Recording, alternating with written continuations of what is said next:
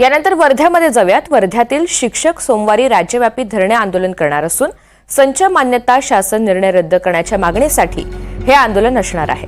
या आंदोलनामध्ये जिल्ह्यातील 372 शिक्षक भाग घेणार असून 131 शाळा या बंद राहतील अशी माहिती मिळते। महाराष्ट्र राज्य प्राथमिक शिक्षक समितीचे राज्याध्यक्ष विजय कोंबे यांनी एनडीटीव्ही मराठीशी बातचीत करत असताना या सगळ्या संदर्भातली माहिती दिली आहे।